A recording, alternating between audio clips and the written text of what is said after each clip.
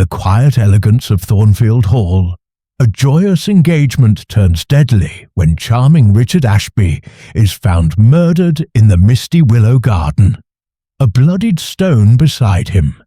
Enter Miss Jane Marple, the unassuming spinster with a razor-sharp mind, unravelling a web of secrets, jealousy, betrayal, and a chilling plot of poison hidden among foxgloves.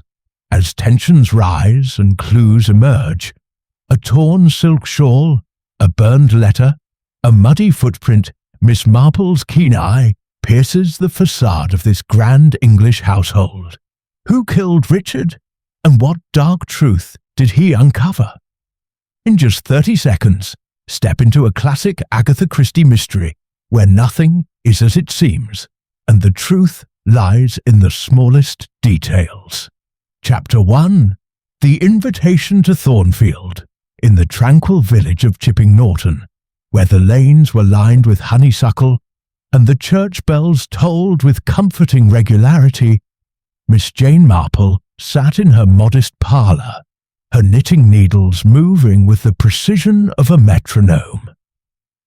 The late afternoon sun filtered through the lace curtains, casting delicate shadows across the room, where a vase of freshly cut marigolds glowed on the polished table. Her cottage, with its tidy garden and whitewashed walls, was a haven of order, yet Miss Marple's mind was ever alert to the subtle disorders of human behaviour. She had just poured herself a cup of tea when the crunch of bicycle wheels on the gravel path drew her attention. Through the window, she glimpsed young Tom, the postman, his cap askew as he dismounted with a cheerful wave. Among the usual bills and circulars, there lay an envelope of thick cream paper, addressed in a fine, looping hand. Miss Marple slit it open with her letter knife, her eyes narrowing as she read the contents. It was an invitation from Mrs. Eleanor Grayson of Thornfield Hall, a grand house some miles away, requesting her presence for a weekend to celebrate the engagement of Eleanor's niece, Clara Winthrop, to a Mr. Richard Ashby. Miss Marple leaned back in her chair, the knitting needles pausing as she considered the letter. She had met Mrs. Grayson once, at a charity bazaar in the nearby town of Ashford. Eleanor had been a tall, elegant woman, her silk dress rustling softly, but Miss Marple had not missed the nervous twist of her fingers around a sapphire ring, nor the fleeting look of unease in her eyes when her husband, Colonel Grayson, had spoken sharply. The invitation's tone was gracious, yet there was a formality to it that struck Miss Marple as oddly strained, as though it concealed more than it revealed. "A celebration," she murmured, "but perhaps not a joyful one." Her thoughts wandered to Clara Winthrop, whom she had never met but knew by reputation as a spirited young woman, the sole heir to her late father's modest fortune. Richard Ashby, the fiancé, was unknown to her, but Miss Marple had a way of piecing together the world from snippets of gossip and observation. She recalled a remark from her friend Mrs. Bantry, who had mentioned a charming young man recently arrived in the district, known for his quick wit and easy manners. Could this be the same Richard? And if so, why did the invitation feel less like a summons to festivity and more like a plea? Rising from her chair, Miss Marple crossed to the writing desk and penned a polite acceptance, her handwriting as neat and unassuming as her appearance. She would go to Thornfield Hall, not merely out of curiosity, but because her instincts, honed by years of observing the small dramas of village life, told her that something was amiss. People, she knew, were rarely as they seemed. And a house like Thornfield, with its polished facade, might well hide secrets as tangled as the ivy that clung to its walls. She packed her suitcase with care. A few sensible tweed skirts, a warm cardigan, her best Sunday hat, and, of course, her knitting bag, containing a skein of soft grey wool and a half-finished shawl. As she fastened the clasp, her mind was already at work, threading together the possibilities. Had Clara's engagement stirred some hidden resentment? Was Mrs. Grayson's invitation prompted by pride or by fear? Miss Marple's gentle smile belied the sharpness of her thoughts. "We shall see," she said softly to herself, glancing out at the darkening garden. "We shall see." The next morning, as the taxi carried her through the rolling hills toward Thornfield, Miss Marple gazed out at the countryside, where sheep grazed placidly and the first leaves of autumn were beginning to fall. She thought of her own village, with its familiar faces and quiet scandals, and how often the smallest detail, a misplaced word, a glance too long held, could unravel the most carefully woven deception. By the time the taxi turned into the long drive of Thornfield Hall, its chimneys rising against the grey sky, Miss Marple was ready. Whatever lay beneath the surface of this engagement celebration, she would find it, as surely as her needles found their rhythm. Chapter 2. The Gathering at Thornfield Hall. The gravel drive of Thornfield Hall crunched under the wheels of the taxi as it drew to a halt before the imposing Georgian facade, its tall windows catching the late afternoon sun. Miss Jane Marple stepped out, her sensible shoes steady on the ground, and surveyed the house with her usual quiet attentiveness. The air was crisp, carrying the scent of cut grass, and the faint earthy tang of the willow garden that lay beyond the neatly trimmed lawns. A butler, grey-haired and impeccable, took her modest suitcase and ushered her into the hall, where a high ceiling soared above a polished marble floor. Miss Marple's sharp eyes noted the gleam of old silver on a side table and the faint dust on a portrait frame, small signs of a household not quite as serene as it appeared. Mrs. Eleanor Grayson greeted her in the drawing-room, her hands fluttering nervously as she welcomed Miss Marple, with a smile that did not quite reach her eyes. Eleanor was as elegant as Miss Marple remembered. Her auburn hair swept into a chignon, but the sapphire ring on her finger twisted restlessly. "How kind of you to come, Miss Marple," she said, her voice bright but brittle. "Clara will be so pleased." Miss Marple inclined her head, murmuring something polite, while her mind catalogued the tension in Eleanor's posture, like a thread pulled too tight. The drawing-room was soon filled with the other guests, and Miss Marple settled into a chintz-covered armchair, her knitting bag at her side, to observe the company. Clara Winthrop, the bride-to-be, was a vision of youth, her auburn curls catching the light as she moved with a grace that seemed almost defiant. Her laughter, however, had a nervous edge, and her green eyes flickered too often toward the door. Richard Ashby, her fiancé, entered with a confident stride, his dark hair slicked back and his smile as polished as the silver. He was handsome, Miss Marple noted, in a way that suggested he knew it, and his attentiveness to Clara was almost too perfect, like a performance rehearsed to the last gesture. Colonel Harold Grayson, Eleanor's husband, was a broad-shouldered man with a ruddy face and a voice that boomed across the room. His military bearing was softened by a hearty laugh, but Miss Marple caught the way his eyes lingered on Richard with a faint scowl.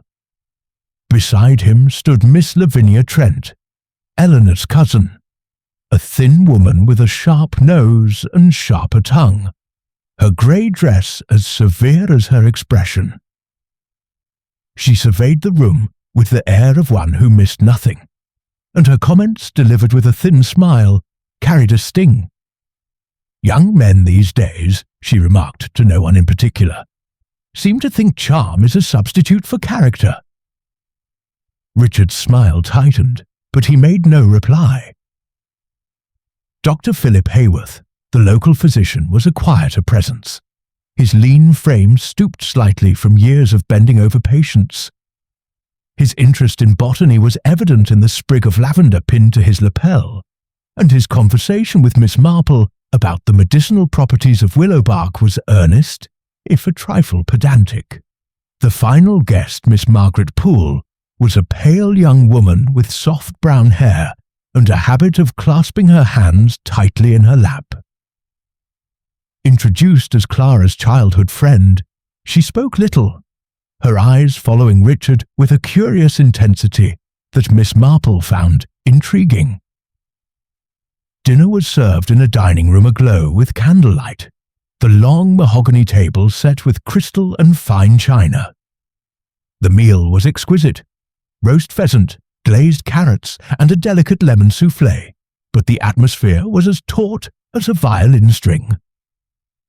Clara, seated beside Richard, seemed to force her gaiety, her laughter ringing out at his every quip, yet her hand trembled slightly as she lifted her wine glass. Richard, for his part, was all charm, recounting a humorous anecdote about a London theatre visit, but Miss Marple noted how his eyes darted to Colonel Grayson whenever the older man spoke. Eleanor, at the head of the table, was the perfect hostess, yet her smiles were fleeting, and she toyed with her food, her fork hovering more often than it met her lips. Miss Trent's remarks grew bolder as the meal progressed. "An engagement is such a gamble, isn't it?" she said, her eyes fixed on Richard. "One never knows if the prize is worth the stake." Clara flushed, and Richard's hand tightened on his glass, but he responded with a laugh, deflecting the barb with a comment about the unpredictability of love. Colonel Grayson, meanwhile, launched into a loud reminiscence about his army days, his voice drowning out the softer exchanges. But Miss Marple caught the way Eleanor flinched when he mentioned debts of honour. Margaret Poole remained silent, her gaze fixed on her plate, though once, when Richard's hand brushed Clara's, her lips pressed into a thin line. As the dessert plates were cleared, Miss Marple sipped her coffee, her mind weaving together the threads of the evening. She recalled a similar dinner years ago in a village not unlike Chipping Norton, where a young man's charm had masked a dangerous ambition, and a woman's silence had hidden a breaking heart. Here, too, she sensed undercurrents: jealousy, perhaps, or fear, or something darker still. Richard's easy manner was too studied, Clara's brightness too fragile, and Eleanor's nervousness suggested more than mere social anxiety. Even Dr. Hayworth, with his quiet demeanour, seemed to watch the others with a clinical interest, as though diagnosing more than their health. The conversation turned to the willow garden, which lay beyond the French windows, its drooping branches silvered by moonlight. Dr. Hayworth mentioned its botanical curiosities, foxgloves and nightshade among them, and Richard, with a sudden intensity, asked about their properties. "Purely academic interest," he said with a laugh. But Miss Marple noted the way Eleanor's hand froze on her coffee cup. Colonel Grayson, oblivious, proposed a stroll in the garden the next morning, and the party dispersed to their rooms, the air heavy with unspoken thoughts. As Miss Marple climbed the grand staircase, her knitting bag swinging gently at her side, she reflected on the evening's impressions. People, she knew, were like her knitting patterns. Simple on the surface, but with twists and knots that revealed themselves only to the patient observer. Something was amiss at Thornfield Hall, and though she could not yet name it, she felt the familiar prickle of curiosity, sharp as her needles. In her room, she opened her suitcase, laying out her grey wool and her Sunday hat, and sat by the window, gazing out at the shadowed garden. The willows swayed gently, their whispers carrying secrets she was determined to unravel. Chapter 3. The Body in the Garden. The morning dawned grey and heavy over Thornfield Hall, with a mist clinging to the lawns and curling around the willows like a ghostly shawl. Miss Jane Marple, an early riser by habit, was already dressed in her tweed skirt and cardigan, her knitting bag tucked under her arm, when the household was shattered by a piercing scream. It came from the direction of the willow garden, sharp and raw, cutting through the quiet like a knife. Miss Marple, her steps brisk despite her age, followed the sound, arriving at the French windows of the morning room just as the other guests began to stir. Margaret Poole stood at the edge of the garden, her hands pressed to her mouth, her eyes wide with horror. At her feet, sprawled across the damp grass near the sluggish stream, lay Richard Ashby, his dark hair matted with blood. A heavy, moss-covered stone, the size of a man's fist, rested nearby, its edge stained crimson. Clara Winthrop, arriving moments later, let out a choked cry and sank to her knees, her hands reaching for Richard before Dr. Hayworth gently pulled her back. Eleanor Grayson, pale as the mist, clutched her husband's arm, while Colonel Grayson barked orders to the servants to fetch the police. Miss Lavinia Trent, her lips pursed, surveyed the scene with a cold detachment that Miss Marple found oddly telling. The local constable, Mr. Barnes, arrived within the hour, his notebook in hand and his manner ponderous. He examined the body, his brow furrowed, and declared it a tragic accident. "Slipped on the wet grass, likely," he said, pointing to the dew-slick ground. "Hit his head on that stone. Dreadful business." The household murmured agreement, eager for a simple explanation, but Miss Marple, standing quietly to one side, her knitting needles idle in her hands, was not convinced. She stepped closer to the body, her mild gaze taking in every detail: the awkward angle of Richard's head, the stone's position, and the deep, deliberate gash above his temple. "An accident?" she murmured to herself, her voice soft as a whisper in church. "I think not." Dr. Hayworth, crouching beside the body, confirmed her suspicions. "The wound is too precise," he said quietly, his fingers probing the skull with professional care. "A fall might crack the bone, but this blow was struck with force and from an angle that suggests intent." His words, though spoken low, sent a ripple of unease through the group. Clara's sobs grew louder, and Eleanor's hand tightened on her sapphire ring, twisting it until her knuckles whitened. Colonel Grayson blustered about trespassers, his voice loud but unsteady, while Miss Trent's eyes narrowed, as if she were cataloguing each reaction for later dissection. Miss Marple, unnoticed by the others, moved slowly around the scene, her eyes sharp behind her spectacles. The willow garden was a secluded spot, its drooping branches forming a green curtain around the stream, which gurgled sluggishly over smooth pebbles. Near the stone, she spotted a scrap of green silk, caught on a low-hanging branch, its edges frayed. It was a small thing, easily overlooked, but Miss Marple knew that small things often held great significance. She also noted a single footprint, half hidden in the mud by the stream's edge, its outline too clear for the morning's damp to have softened. Margaret Poole, still trembling, stood apart, her composure returning with an odd swiftness.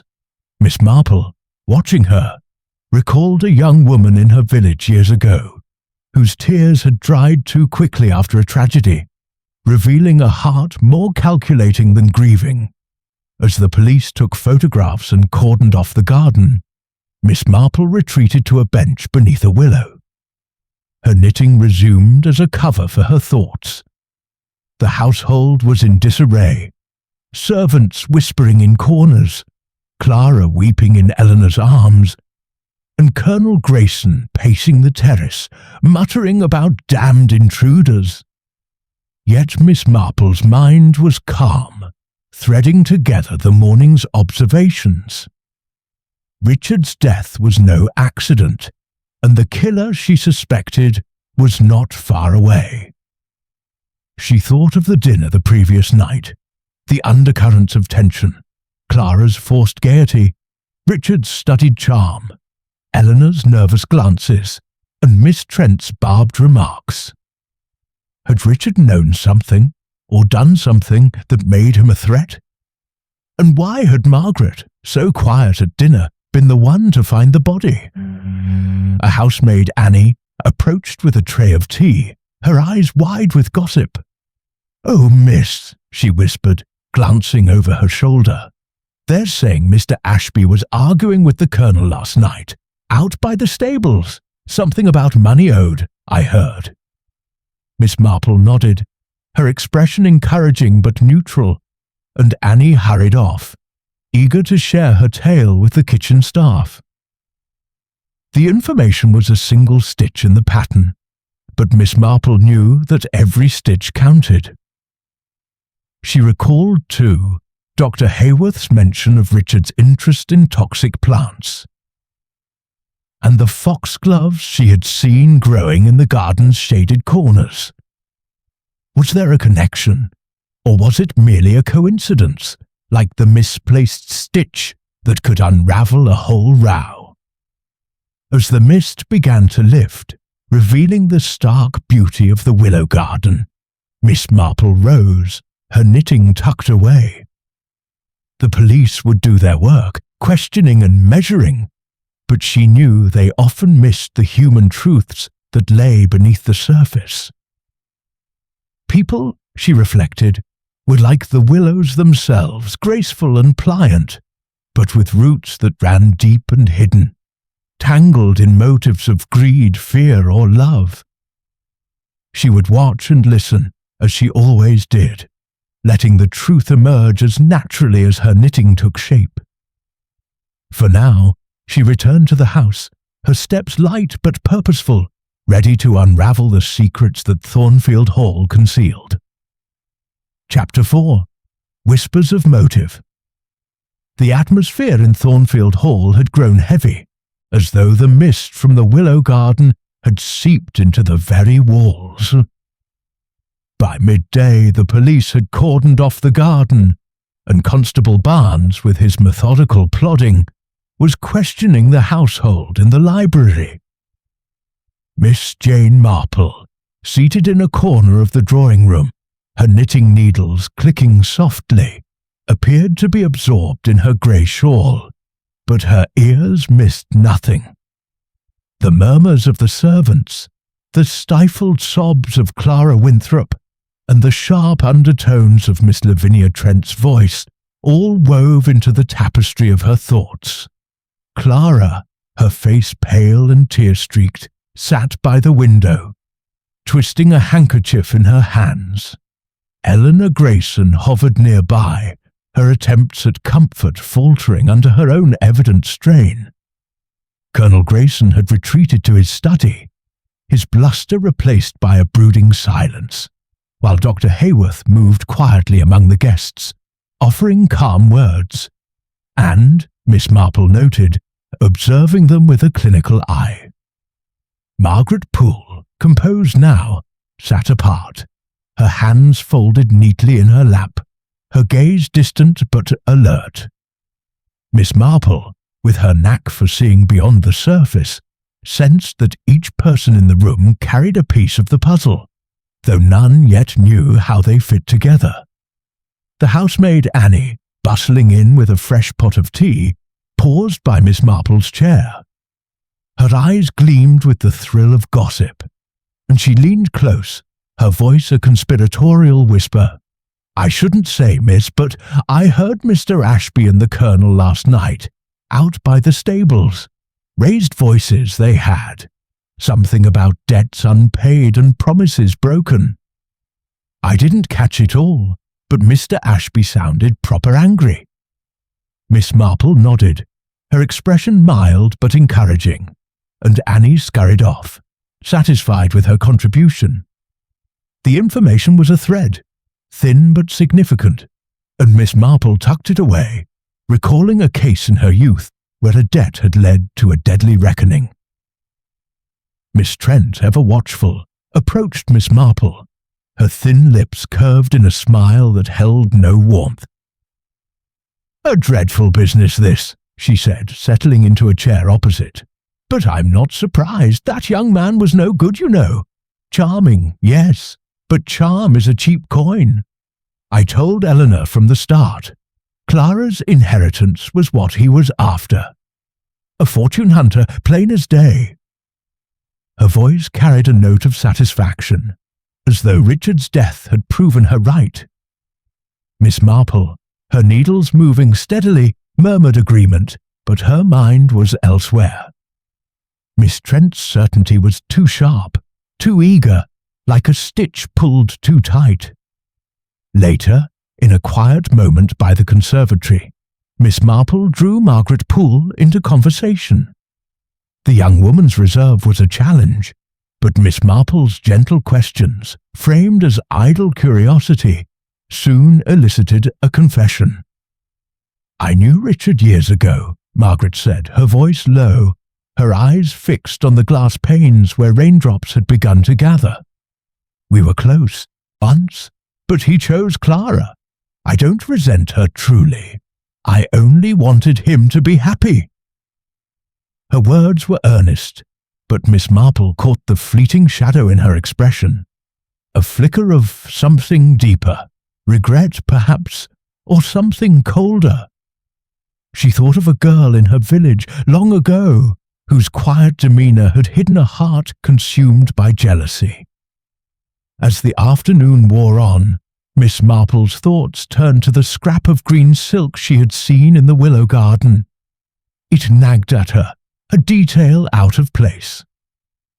She recalled Eleanor's wardrobe from the previous evening. A silk dress, but no green shawl. Yet the fabric was unmistakable, and its presence suggested someone had been in the garden at the time of the murder. Miss Marple, with her unerring memory for such things, also considered Dr. Hayworth's mention of Richard's questions about toxic plants.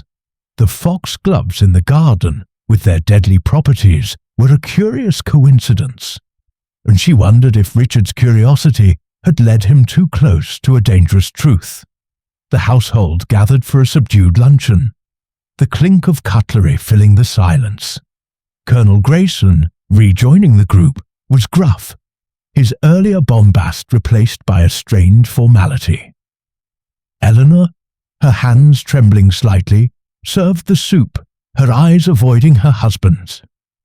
Clara, barely touching her food, stared blankly at the table, while Miss Trent's sharp gaze darted from one face to another as if searching for weakness. Dr. Hayworth, seated beside Miss Marple, spoke quietly of the garden's flora, but his words faltered when she mentioned foxgloves. "Dangerous, yes," he said, his tone cautious, "but not uncommon. Anyone could know their properties." Miss Marple smiled, her mind noting his unease. As the meal ended, Miss Marple excused herself to the library, ostensibly to find a book, but in truth to think undisturbed. The room, lined with leather-bound volumes, smelled of polish and old paper, and she settled into a chair, her knitting a steady rhythm. She thought of Richard Ashby, his charm and restlessness, and how such qualities often masked ambition or desperation. Had he uncovered a secret, Perhaps about the Colonel's debts? Or something more sinister? And what of Eleanor's nervousness, or Margaret's quiet intensity? Miss Marple knew that motives like her knitting were often hidden in plain sight, revealed only by careful attention to the pattern.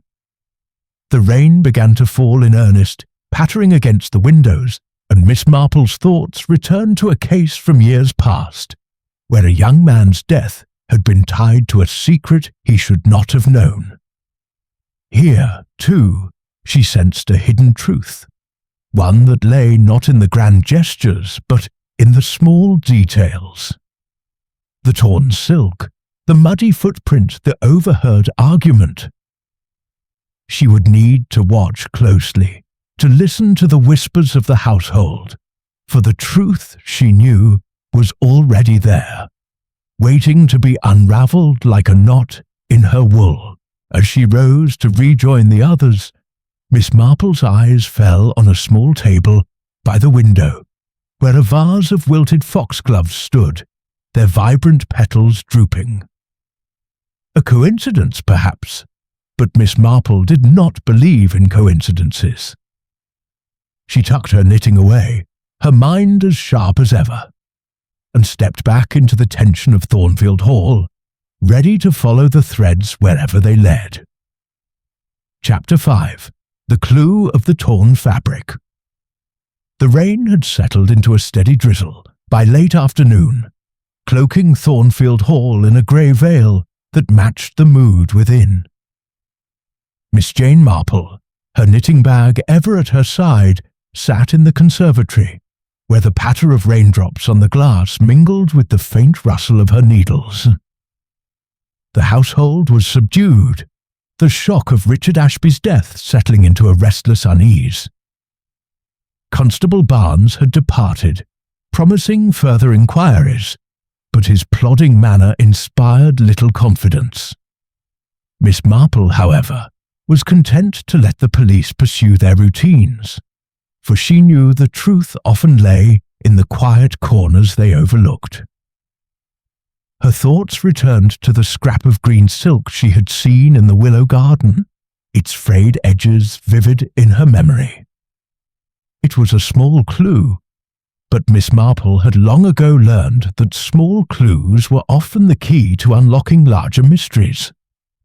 She recalled Eleanor Grayson's wardrobe from the first evening. No green silk shawl, yet the fabric was unmistakable, its sheen suggesting quality. Had Eleanor been in the garden at the time of the murder? And if so, why had she not spoken of it? Miss Marple's needles moved steadily, her mind threading through possibilities as deftly as her fingers worked the wool. An opportunity to investigate came when Eleanor, pale and distracted, excused herself to fetch a shawl from the library, claiming the damp air chilled her. Miss Marple, with her unassuming air, offered to accompany her, citing a desire to borrow a book. The library was a hushed sanctuary, its shelves heavy with volumes and the air thick with the scent of leather and dust. As Eleanor rummaged through a drawer, Miss Marple's sharp eyes scanned the room, settling on a velvet cushion by the window seat. A faint glint caught her attention, and with a casual movement, she lifted the cushion to reveal a folded green silk shawl, its hem neatly mended, but with a telltale tear where a piece was missing. "How curious," Miss Marple said softly, as if to herself, but she noted Eleanor's sudden stillness, her hand frozen on the drawer. "Oh, that old thing," Eleanor said quickly, her voice a shade too bright. "I thought I'd lost it days ago." She retrieved the shawl, folding it with exaggerated care, but Miss Marple saw the tremor in her fingers and the quick glance toward the door. The explanation was plausible, yet it rang false, like a note struck off-key. Miss Marple murmured something vague about forgetfulness, her mind cataloguing the shawl's significance. Had been in the garden, torn in haste or struggle, and now it was here, hidden but not discarded. Someone, she thought, had been careless, and carelessness was often a killer's undoing. Later, over tea in the drawing room, Miss Marple drew Dr. Philip Hayworth into conversation. His botanical knowledge intrigued her, especially given Richard's questions about toxic plants. Sipping her tea, she mentioned the foxgloves in the Willow garden, her tone idle but her eyes keen. "Such striking flowers," she said, "but dangerous, I believe." Dr. Hayworth nodded, his expression guarded. "Quite so. Their leaves contain digitalis, a poison if misused. Richard asked about them, you know. Said it was for a novel he was thinking of writing. I thought it an odd fancy for a man like him." His words were measured, but Miss Marple caught the slight tightening of his jaw, as if he regretted saying so much. She pressed gently, asking about other plants in the garden, and Dr. Hayworth relaxed, describing nightshade and hemlock with scholarly enthusiasm. Yet Miss Marple's mind lingered on the foxgloves. Richard's interest suggested he had stumbled upon something, perhaps a plan involving poison, or evidence of one. She thought of a case in her village years ago, where a young woman's curiosity about herbs had led her to uncover a deadly scheme. Was Richard's death tied to such a discovery? And if so, who had reason to silence him? The household gathered for a tense dinner, the absence of Richard's charm leaving a void that no one could fill. Clara, her eyes red-rimmed, barely spoke, her fork pushing food around her plate.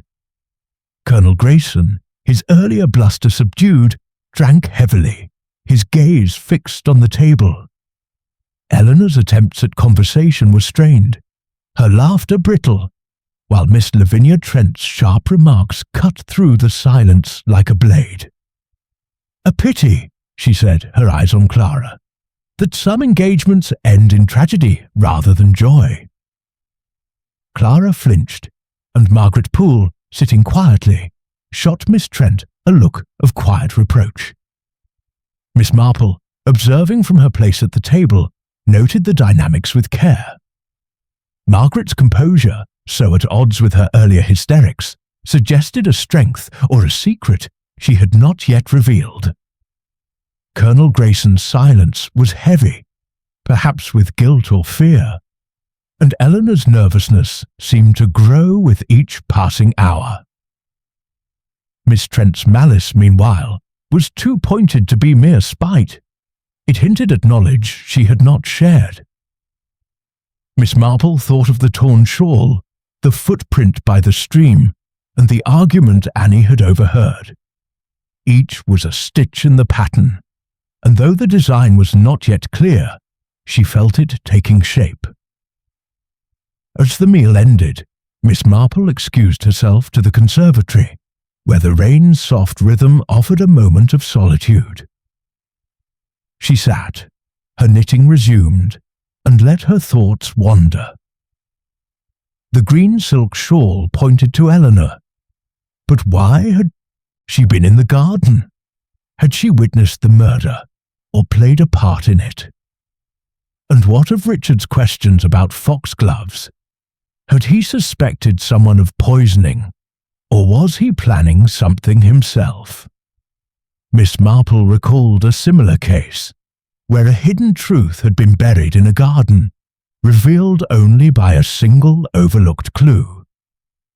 Here, too, she sensed the truth was close, waiting in the shadows of Thornfield Hall. She rose, her knitting tucked away, and returned to the drawing room, where the others lingered in uneasy silence.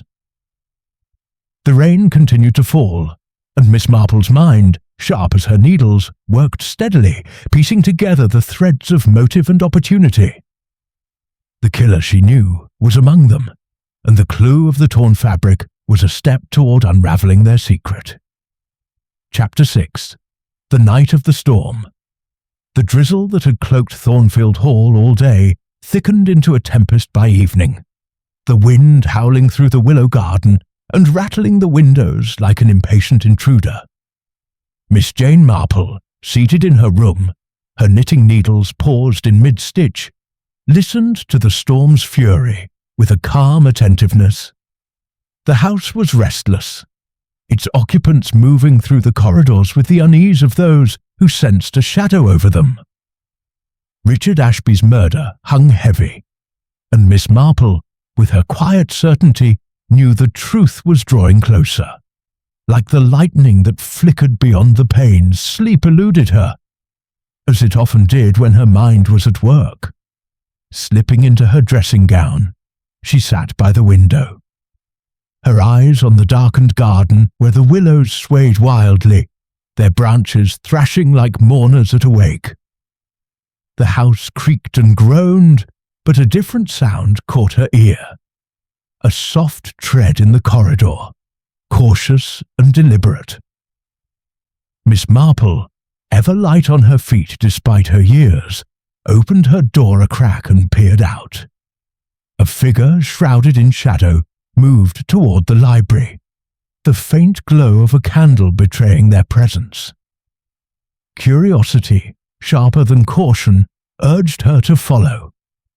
She glided down the corridor, her slippers silent on the polished floor, and paused outside the library door, which stood ajar. Through the gap, she saw Eleanor Grayson, her face pale in the candlelight, standing by the fireplace. Eleanor's hands trembled as she fed a piece of paper to the flames, the fire flaring briefly to reveal her taut expression. Miss Marple's sharp eyes caught a glimpse of the paper before it curled into ash. A letter, its ink bold, with the words "must be stopped," legible for a fleeting moment. Eleanor, unaware of her observer, stared into the fire, her fingers twisting her sapphire ring with a ferocity that suggested fear rather than habit. Miss Marple retreated as silently as she had come, her mind turning over this new thread. A letter burned in haste, its message cryptic but urgent, pointed to a secret Eleanor wished to conceal. Was it a warning she had written, or one she had received? And why burn it now, under cover of the storm?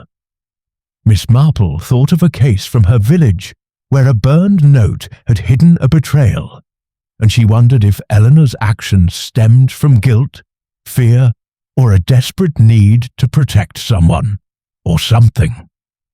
Returning to her room, she sat by the window, her knitting resumed as a pretext for thought. The storm raged on, its thunder echoing the turmoil within Thornfield Hall. She considered the green silk shawl, its torn edge matching the scrap in the garden, and Eleanor's too quick explanation of its loss. The footprint by the stream, the argument between Richard and Colonel Grayson, and Richard's questions about foxgloves, all wove into the pattern, but the letter added a new dimension. Had Richard known something that threatened Eleanor, or was she shielding another? Miss Marple's needles clicked steadily, each stitch a step toward clarity. Morning brought a sodden calm, the storm having spent its fury, leaving the lawns glistening and the air sharp with the scent of wet earth. At breakfast, the household was subdued, the clatter of cutlery a poor mask for their tension. Clara Winthrop, her eyes hollow, picked at her toast, while Eleanor's forced cheer faltered under the weight of her own unease. Colonel Grayson, his face drawn, announced a discovery that sent a ripple through the room. "Found it in Ashby's room," he said, producing a folded document with a flourish. "His will, dated last week, names Clara as his sole beneficiary." The room stilled. Clara's fork clattered to her plate, and she stared at the Colonel, her face a mask of shock. "A will?" she whispered, "but he never spoke of it." Miss Lavinia Trent's eyes narrowed, her lips curling in a way that suggested she had expected no better. Margaret Poole, silent as ever, watched Clara with an unreadable expression, while Dr. Hayworth's fingers paused on his coffee cup, his gaze flickering to Eleanor. Miss Marple, sipping her tea, observed the reactions, her mind noting the sudden shift in the room's dynamics. A will, so conveniently found, cast suspicion on Clara, but Miss Marple, who knew the heart's subtleties, doubted the girl's grief was feigned. She recalled a similar incident years ago, where a will had been a distraction, not a motive, and she wondered if the Colonel's discovery was meant to obscure a deeper truth. His manner, gruff but oddly triumphant, suggested more than concern for justice. Eleanor's reaction was subtler, a fleeting glance at her husband, tinged with something like dread. Miss Marple's thoughts returned to the burned letter, its words a haunting echo. Must be stopped, she mused. Stopped from what? From revealing a secret, or from acting on one? As the household dispersed, Miss Marple lingered in the dining room, her knitting a quiet companion. She approached Clara, offering a gentle word of condolence, and noted the girl's genuine bewilderment. "Didn't know," Clara said, her voice breaking. "He never told me about any will." Miss Marple patted her hand, her eyes kind but searching, and saw no guile in the girl's tears. Clara was no murderer, she felt certain, but someone wished her to appear so. The day stretched on, the police returning to ask more questions, their focus now on Clara's inheritance. Miss Marple, however, turned her attention to the smaller details, the shawl, the letter, the foxgloves. She wandered to the conservatory, where Dr. Hayworth was examining a potted plant, his fingers tracing its leaves with absent-minded care. "A stormy night," she remarked, her tone conversational. "Hard to sleep with such a racket." He nodded, but his eyes, when they met hers, held a flicker of unease, as if he sensed her probing. She mentioned the Willow garden, its beauty even in the rain, and watched his reaction. "A dangerous place, perhaps," she added lightly, "with those foxgloves about." His smile was tight, and he changed the subject, but Miss Marple filed away his discomfort. As evening approached, the house settled into an uneasy quiet, the storm's aftermath leaving a sense of waiting. Miss Marple, back in her room, opened her knitting bag, her fingers finding the rhythm of her work. The burned letter, the will, the torn shawl, all were threads in a pattern that was nearly complete. She thought of Eleanor, her fear palpable, and of the Colonel, his discovery too timely. The truth, she knew, was close, hidden in the human frailties she understood so well. With a gentle smile, she tucked her knitting away, ready for the final unravelling. Chapter 7. The truth unravelled. The final morning at Thornfield Hall broke with a fragile clarity. The sky washed clean by the previous night's storm, though an air of unease still clung to the house like damp mist. Miss Jane Marple, dressed in her familiar tweed and seated in the drawing-room, her knitting needles moving with their usual quiet precision, felt the threads of the mystery drawing together. The police, led by the methodical Constable Barnes, had made little progress, their questions circling Clara Winthrop and the newly discovered will. But Miss Marple, with her keen understanding of human nature, knew the truth lay not in the obvious but in the subtle patterns woven through the household's interactions. She had requested a gathering of the household after breakfast, a suggestion made with such mild deference that no one thought to refuse. Now, as they assembled in the drawing-room, Clara pale and trembling, Eleanor twisting her sapphire ring, Colonel Grayson stiff with suppressed irritation, Miss Lavinia Trent sharp-eyed and expectant, Margaret Poole composed but watchful, and Dr. Hayworth quietly observant. Miss Marple stood, her small figure commanding attention with an authority that belied her unassuming appearance. "Ladies and gentlemen," she began, her voice gentle but firm, "Richard Ashby's death was no accident. as Dr. Hayworth has confirmed. The blow that killed him was deliberate, struck with intent. But to understand why, we must look beyond the surface, to the secrets that lie beneath. Her eyes, bright and piercing behind her spectacles, moved from face to face, noting each reaction with care. She began with the green silk shawl, its torn edge found in the willow garden. "Mrs. Grayson," she said, turning to Eleanor, "you claimed your shawl was lost, yet I found it in the library, hidden behind a cushion, its hem mended, but missing the very piece caught in the willows. You were in the garden that night, were you not?" Eleanor's hand froze on her ring, her face draining of colour. She stammered a denial, but Miss Marple pressed on, her tone kind but unrelenting. "You saw something perhaps, or fled from danger, but you did not speak of it." Next, she addressed the burned letter, its fragment revealing the words, "must be stopped." "You wrote that letter, Mrs. Grayson, to Richard, warning him of a danger you feared. I saw you burn it in the library, under cover of the storm. But what was it you wished to stop?" Eleanor's eyes filled with tears, and she shook her head, unable to speak. Miss Marple's gaze softened, but she continued, her voice steady. "I believe you suspected your husband, Colonel Grayson, of a terrible plan." The room tensed, and Colonel Grayson rose, his face reddening. "This is preposterous," he blustered. But Miss Marple held up a hand, her authority quiet but undeniable. "Richard Ashby," she said, "was not killed for love or money, though both were motives considered. He was killed because he discovered a truth that threatened someone's safety and their fortune."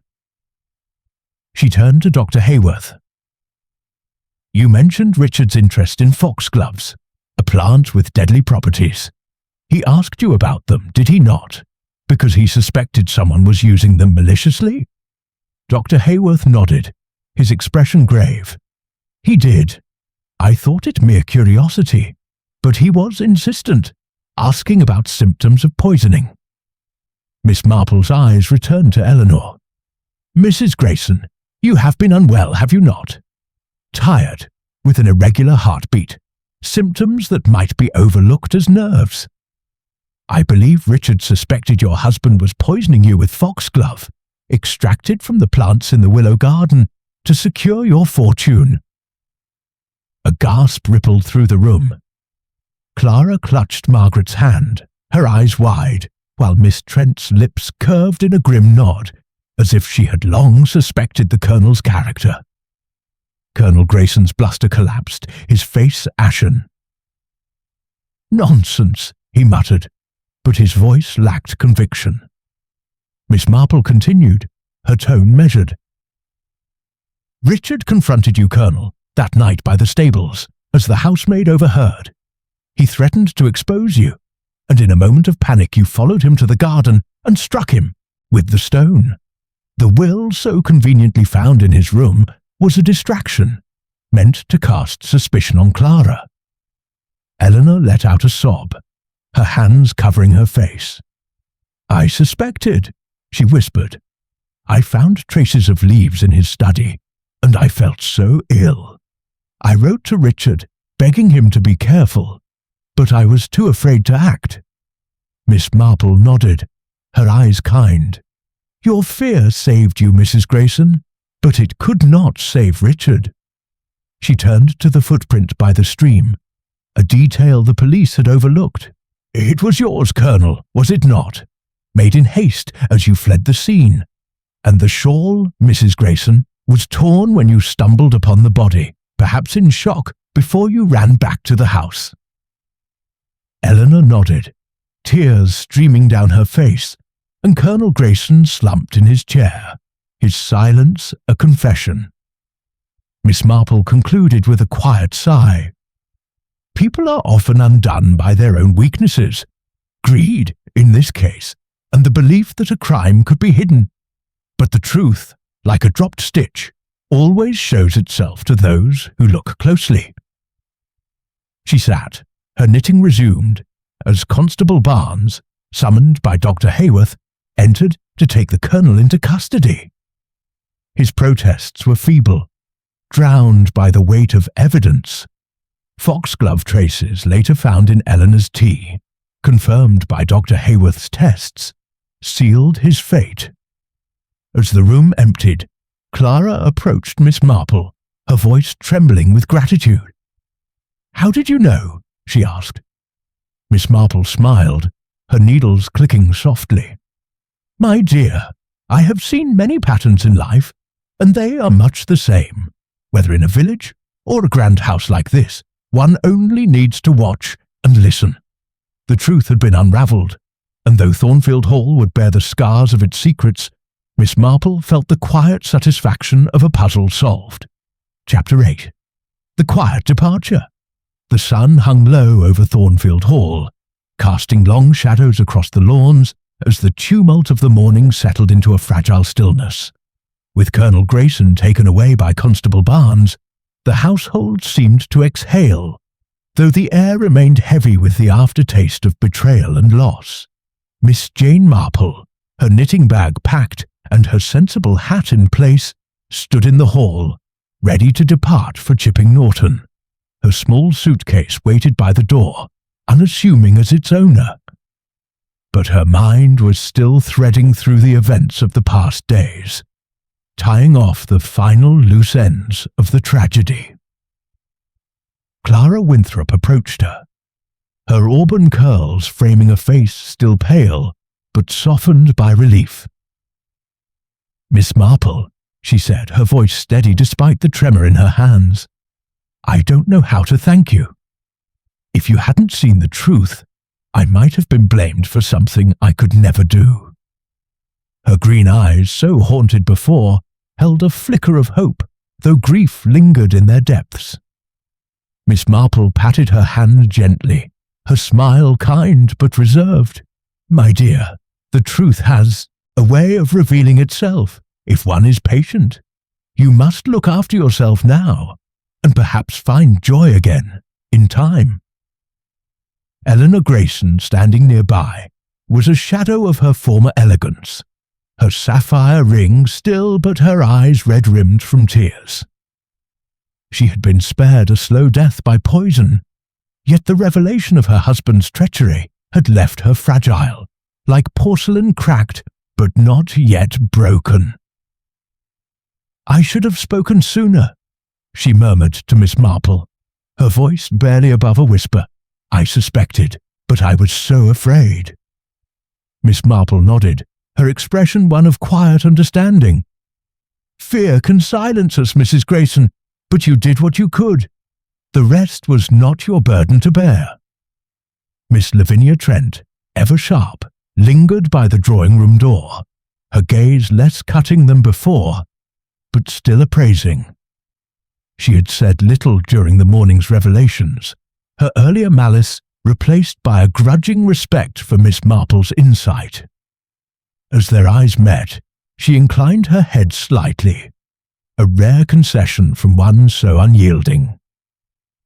Miss Marple returned the gesture, recognizing in Miss Trent a mind not unlike her own, though hardened by cynicism rather than tempered by compassion. Margaret Poole, quiet as ever, offered a tentative smile as she passed, her composure now a shield rather than a mask. Miss Marple, who had sensed the depth of her old affection for Richard, felt a pang of sympathy. Margaret's silence had been born of loyalty, not deceit, and Miss Marple hoped she would find peace in time. Dr. Hayworth, the last to approach, thanked her for her clarity, his botanical knowledge now a tool for justice rather than mere curiosity. "You've a remarkable mind, Miss Marple," he said, his tone earnest. "I confess I saw nothing beyond the plants." She smiled faintly, replying, "We all see what we are trained to see, Doctor. I merely look for the human heart." As the taxi arrived, crunching up the gravel drive, Miss Marple took a final glance at the Willow garden, its branches still and glistening in the sunlight. The stream, once the scene of violence, flowed quietly now, its secrets laid bare. She thought of the foxgloves, their deadly beauty a silent witness to the crime, and of the torn silk, the burned letter, the muddy footprint, all small threads that had woven a tapestry of greed and desperation. She recalled a similar case in her youth, where a garden had hidden a murderer's intent, and how the smallest detail, a misplaced flower pot, had unravelled it all. Here, too, the truth had been in the details, waiting for her patient eye. The taxi carried her through the countryside, the hedgerows and fields of Chipping Norton unfolding like a familiar quilt. Miss Marple leaned back, her knitting bag on her lap, and let her thoughts drift. People, she mused, were so often like her knitting, orderly on the surface, but with knots and tangles beneath, revealed only to those who knew where to look. Colonel Grayson's greed had undone him, as greed so often did, and Eleanor's fear had nearly cost her life. Clara's love, though bruised, would heal, and Thornfield Hall would endure, its secrets now part of its history. As the train station came into view, Miss Marple opened her knitting bag, her fingers brushing the soft grey wool. The shawl was nearly complete, its pattern intricate but clear, much like the mystery she had just solved. She smiled to herself, her eyes bright behind her spectacles. The world, with all its frailties, was no match for the quiet observation of an old lady who saw what others missed. As the train pulled away, the willows of Thornfield Hall faded into the distance, and Miss Marple turned her thoughts to home, ready for whatever puzzle might next find its way to her door.